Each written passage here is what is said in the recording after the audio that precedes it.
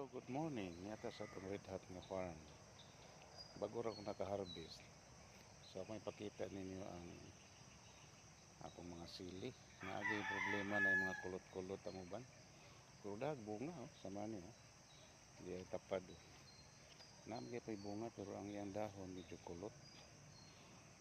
Tirasan ako ng mahalon ng medisina. Huwag pa ko ipalit. Yan kulot ni kayo ni siya, pero naulian ba yun? Namuwak na. Kuning natirahan ng pesticide nga kumulos. Pero ano naman ko hinuwaman at hinatag ito sa mga amigo. Kini Bisaya variety niya. Dahag bunga man Kanya bawog na gud siya tungod sa kadagas bunga kita ninyo ni aksyon bawog Muna siyang linya. Pikas pong linya diri. O pag kayo siya mo kuhan kaya ako manggi harugan akong gitayng para dili mo tumba kaya naano ito ni aging bagyo, pero mo gini si ideal, pero mo barog nga gini si Mayo, inigabot og 5 months ani labong ni Mayo, 3 months sa pamanikapin mo na ni ihang result karon.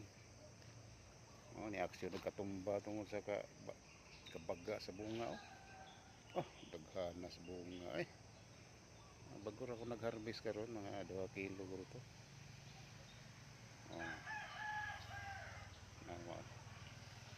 Dahil sa bunga kani hinikulot ni sa una pero nakabunga gyapon. Kani perti kini kuluta sa una nakabunga gyapon naulian na ni buwak na siya. So muna yung problema sa sili kini kulot.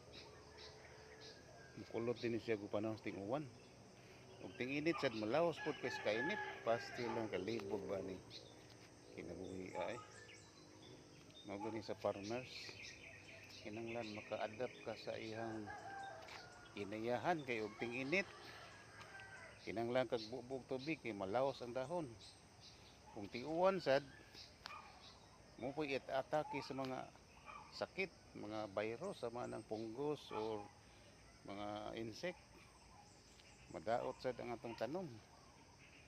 Mo nang kinanglan abtik ta. Kani habog na. Kani ni kulot ni. Pero naulian akong gitirahag medisina nga kumulos. Pero kuwangan pagid siya. Kinanglan pa ning paluat. Okay, bye.